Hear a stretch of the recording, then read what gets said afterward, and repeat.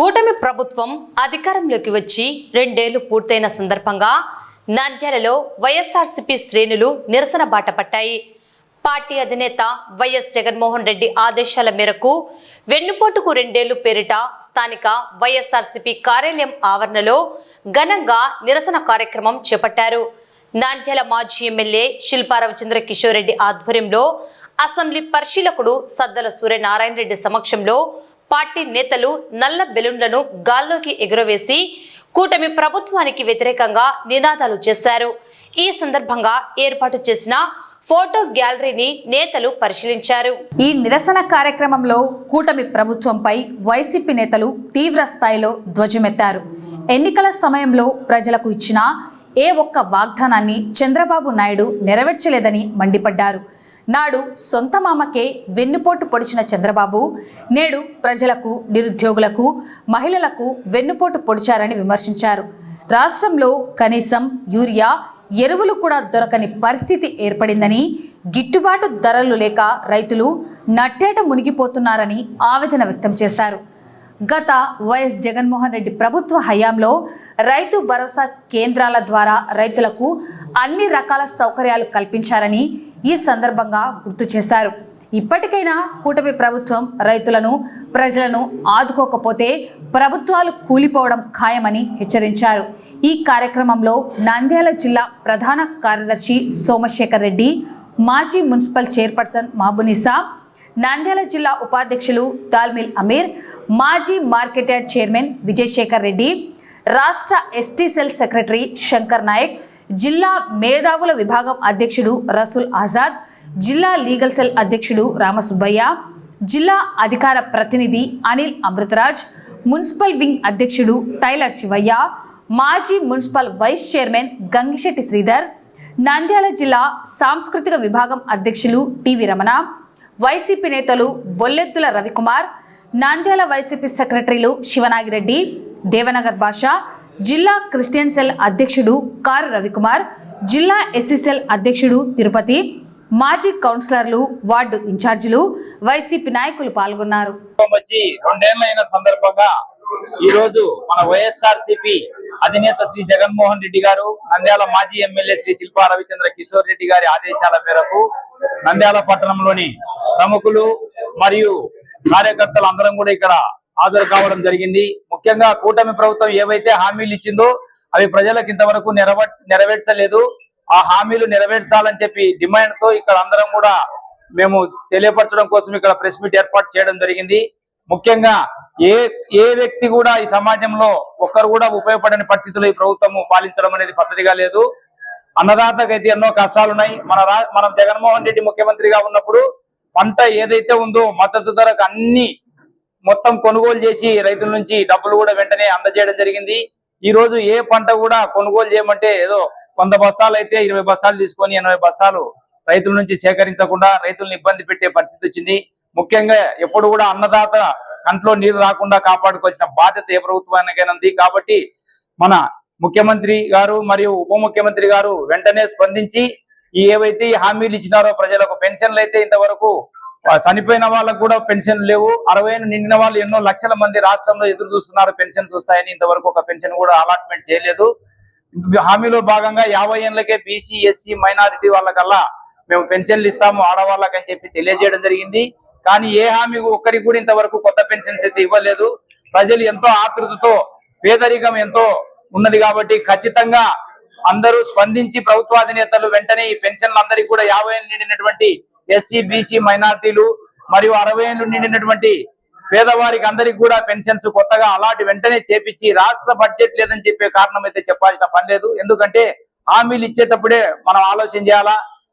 మన మాజీ ముఖ్యమంత్రి జగన్మోహన్ రెడ్డి గారు ఏవైతే హామీలు ఇచ్చినాడో టైం టు టైం మెయింటైన్ చేసి ఈ టైంలో ఈ హామీ, ఈ పథకం ఈ ప్రజలకు అందాలని చెప్పి ఒక రూల్ పాస్ చేసి ప్రజలందరికీ అందజేయడం జరిగింది.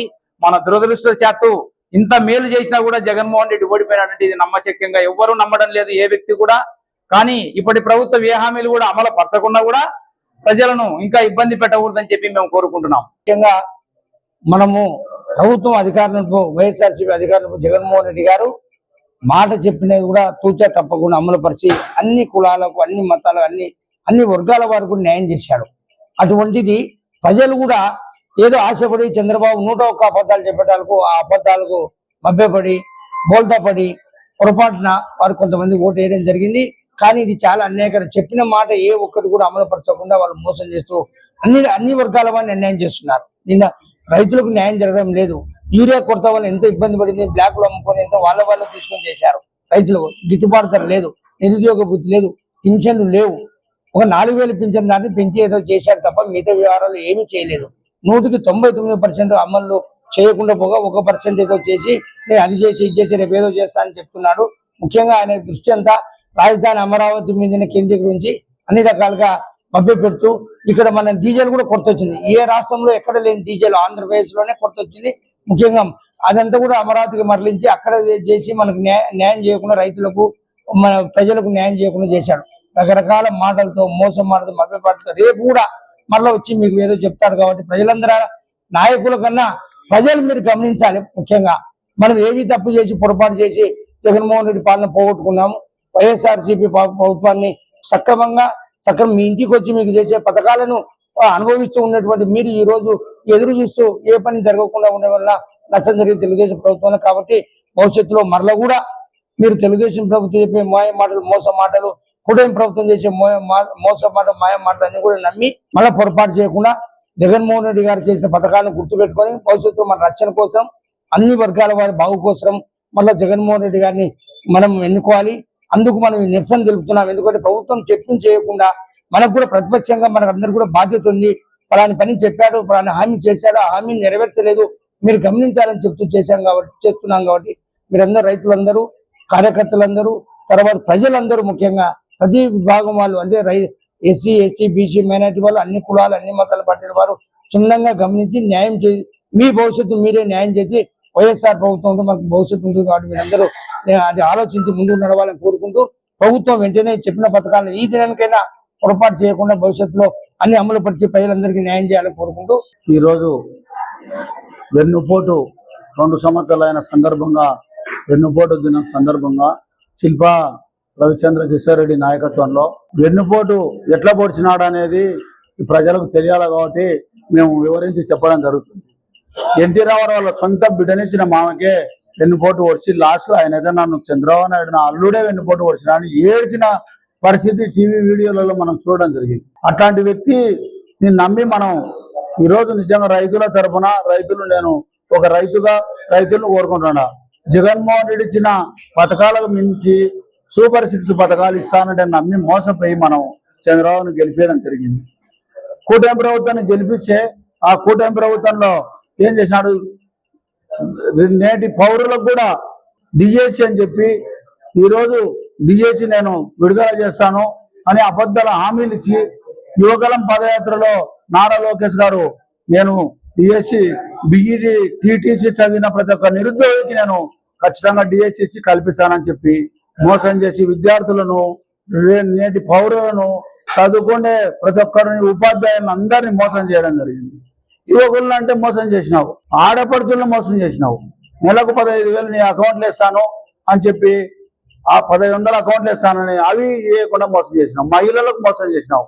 లాస్ చూసే అన్నదాత అన్నం పెట్టే రైతులను కూడా మోసం చేసినావు. నువ్వు రైతుల పరిస్థితి చూసే పంట గిట్టుబాటు ధర లేదు, జొన్నలకు లేదు, ఏ దానికి లేదు.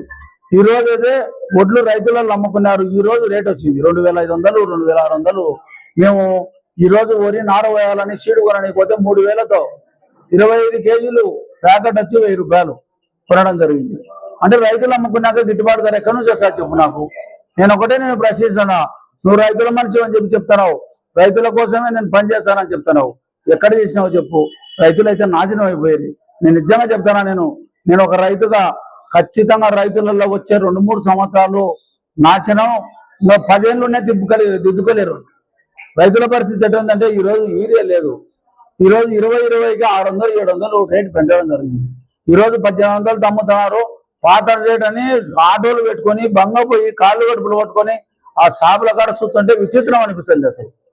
ఈరోజు మళ్ళీ రేపు కొత్త రేట్ వచ్చిందంట 2,100 2020కి. అసలు యూరియా అయితే అసలు ఇప్పుడు ఇచ్చేదే లేదంట. డిఏపి అయితే ఇచ్చేదే లేదంట.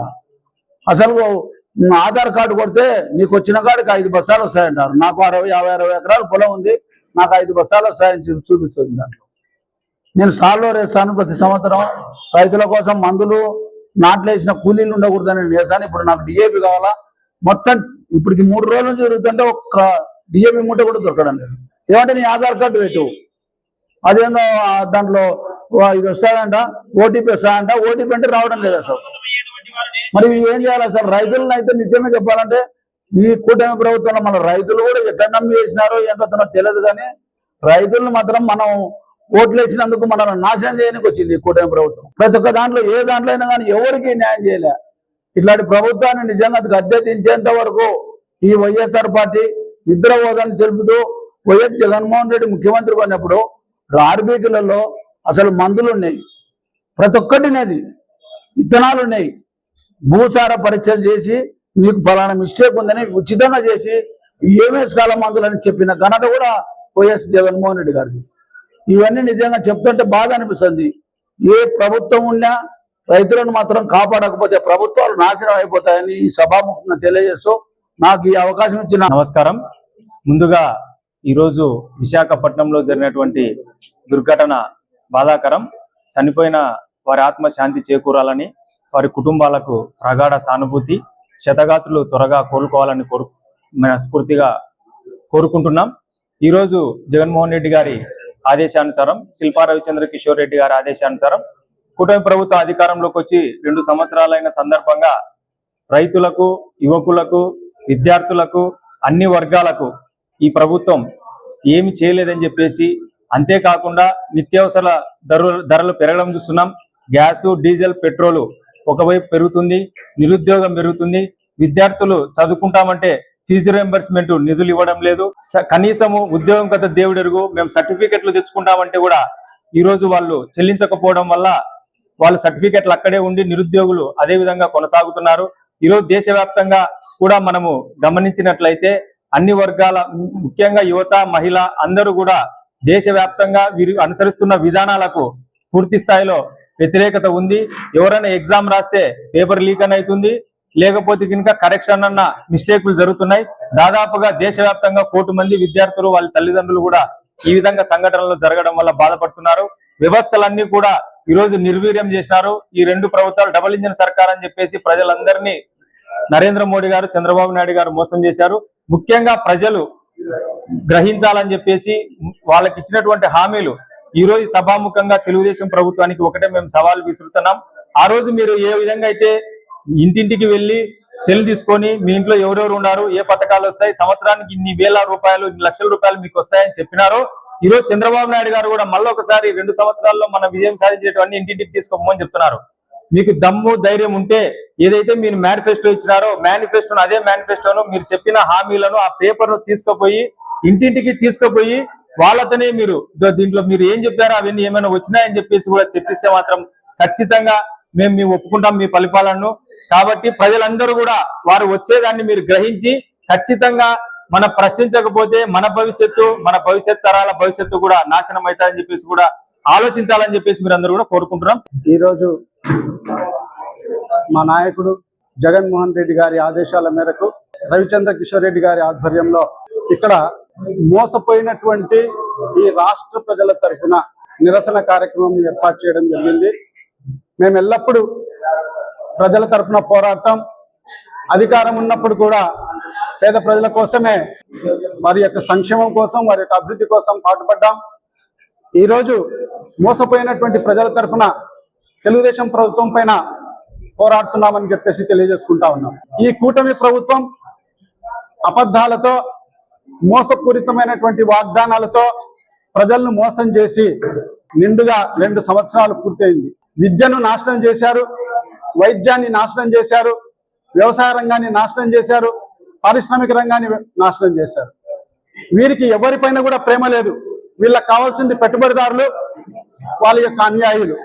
వాళ్ళ యొక్క సులాభం కోసం ఎన్ని అబద్ధాలైనా చెప్తారు, ఎంతమంది జీవితాలతోనైనా కూడా ఆటలాడుకుంటారు.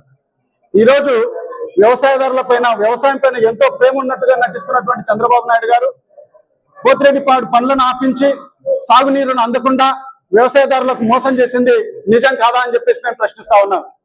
అదేవిధంగా 3 కార్లు పండేటువంటి అమరావతి భూములను వేలాది ఎకరాల భూములను 3 కార్లు పండేటువంటి భూములను పచ్చని పొలాలను రైతులకు దూరం చేసి వ్యవసాయాన్ని సర్వనాశనం చేసింది చంద్రబాబు నాయుడు గారు కాదా అని చెప్పేసి నేను ప్రశ్నిస్తా ఉన్నాను.